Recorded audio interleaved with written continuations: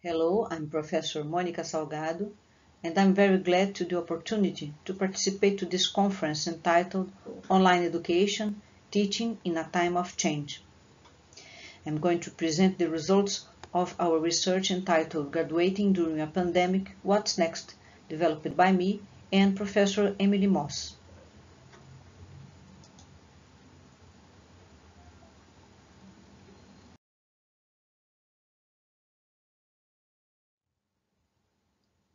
Universities are the home of professors, students, and researchers, a place to meet and share ideas about everything. But unfortunately, due to COVID-19, our universities and our cities have changed and became empty. All in-person activities had to migrate to remote learning to guarantee social distancing, one of the most important measures to avoid contamination of COVID-19. Different web-based conferencing platforms emerged, like Google Meeting, Microsoft Teams, and Zoom platform. Students and professors were forced to learn how to express their ideas remotely in ways for which they have not been trained and were not accustomed. Now, after 1 year of the pandemic, many questions remain in our mind. So it is necessary to evaluate how students have faced the challenge of working and sharing ideas remotely, and what can be done to enhance the experience of using web-based conferencing platforms to teach. In this sense, this paper presents the results of a survey conducted among architecture undergraduate students in order to identify their perception about the benefits and disadvantages of the use of the Zoom platform for the development and presentation of graduation projects. The survey has been conducted among students of two universities, Parsons School of Design in New York and Federal University of Rio de Janeiro, Brazil.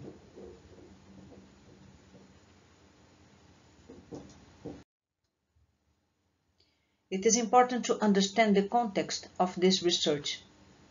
According to the World Economic Forum report of 2020, the future of jobs indicate that automation, in tandem with the COVID-19 recession, is creating a double disruption scenario for workers, as technology adoption by companies will transform tasks, jobs, and required skill sets.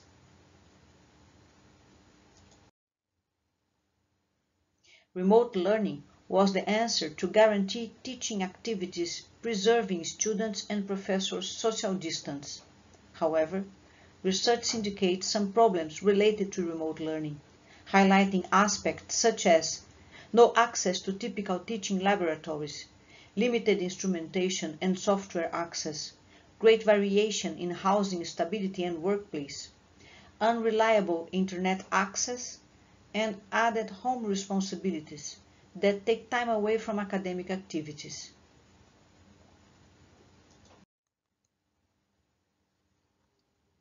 But there is another side of this new reality, as some authors consider this an opportune moment to rethink higher education models, highlighting that this period is likely to be remembered as a critical turning point between before time, based on analog on-campus learning, to after time, when digital online career focusing learning will become the fulcrum of competition among institutions.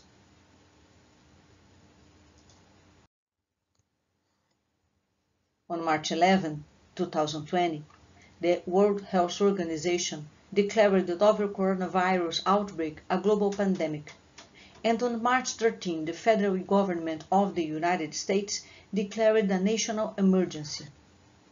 The spread of COVID-19 did not occur uniformly through the United States. The discrepancy among different geographic areas of the US across states and even among and within cities was significant.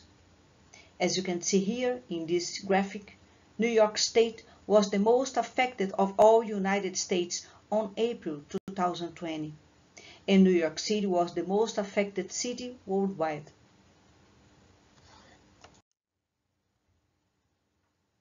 The first case of COVID-19 in New York City was registered on March 1st. New York City has an official source for information about emergency alerts, Notify NYC. Since the beginning of the pandemic, a direct text message service was created offering secure information about COVID-19.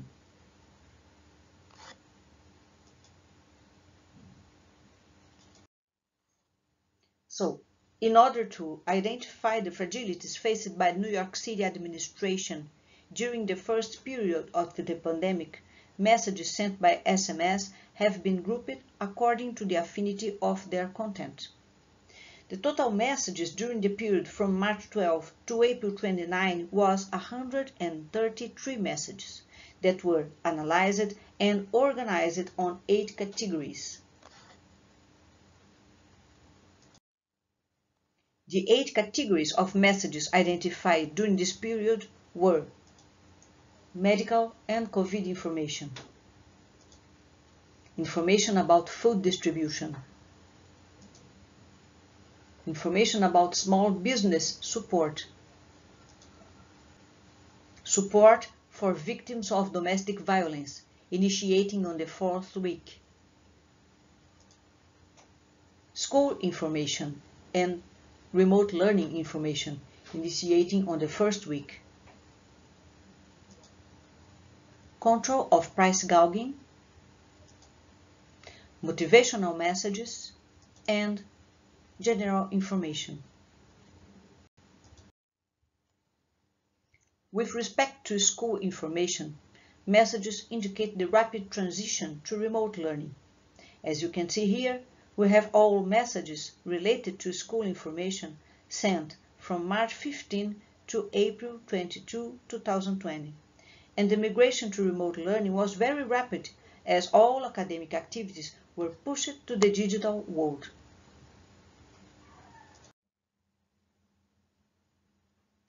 So, aiming to understand the students' perception about the use of the Zoom platform to present their graduation projects, a survey has been conducted among undergraduate architecture students at Parsons School of Design in New York City. When asked about the experience of presenting their project to the Zoom platform, 60% of respondents considered it a good experience, as you can see here represented in this graphic.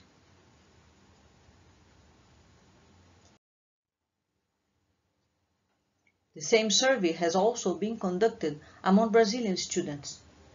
But it is worth noting that Brazilian public universities had to deal with a large number of students who did not have a computer or internet access at home. Thus, the migration to remote learning had a slower pace.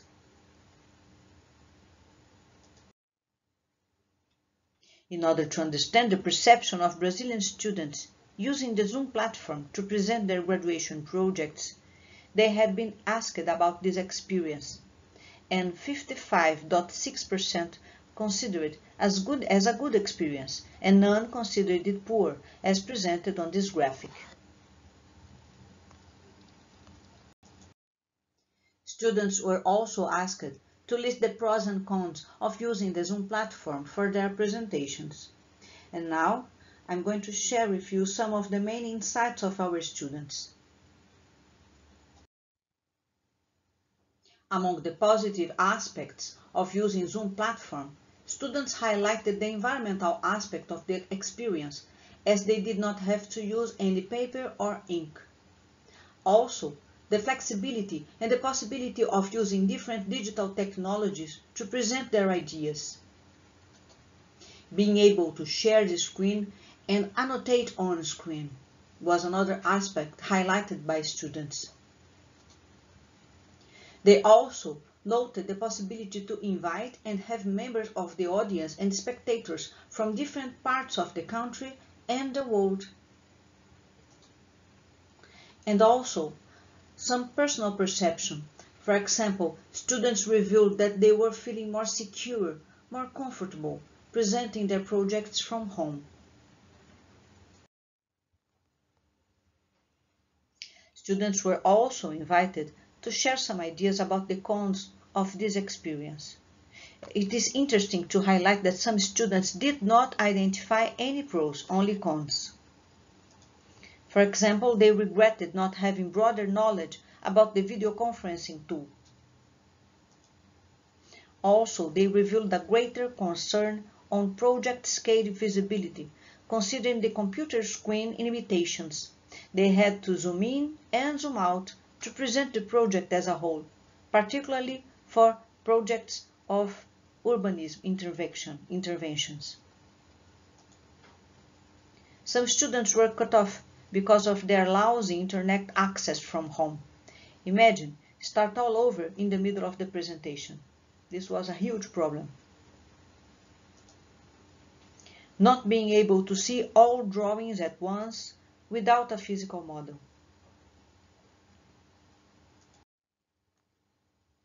And the list of cons, unfortunately, goes on.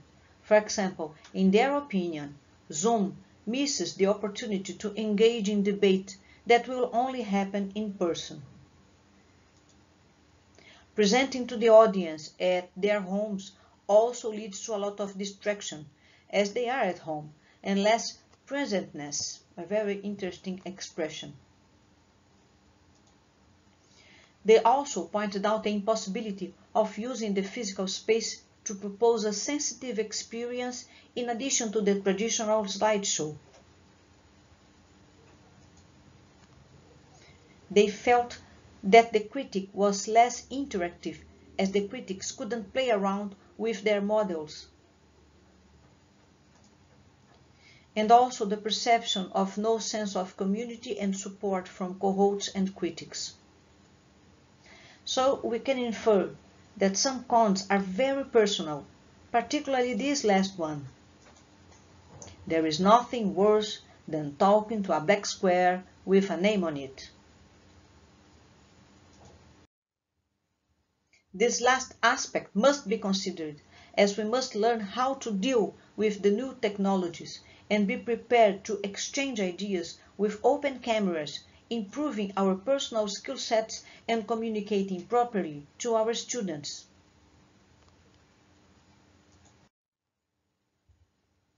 So, to finish this presentation, we understand that there are many lessons that can be extracted from this research, from the students' perception.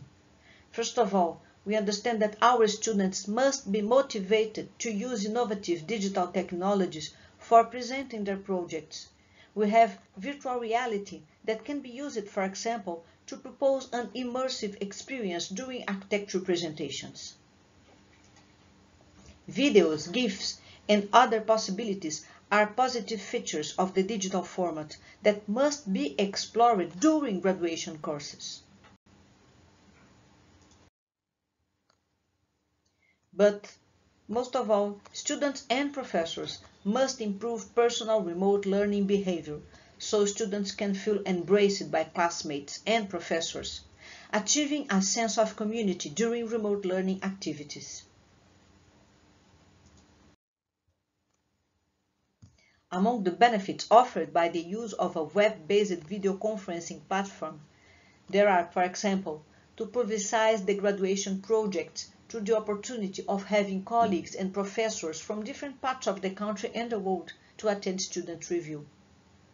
Also, the possibility to maintain classes even in challenging scenarios, metro breakdowns, blizzards, floods, and particularly the opportunity to attend lectures even after classes, accessing the recorded videos, contributing for knowledge dissemination, among other possibilities. After analyzing students' perception and crossing this information with all aspects related to remote learning and digital transformation, we can infer that all teaching and learning processes, as well as jobs and most forms of work, will be strongly affected by the digital technology revolution driven by COVID-19. And we must be prepared. Thank you very much for your attention. We hope you like this presentation, and please feel free to get in touch if you have any further questions. Thank you so much.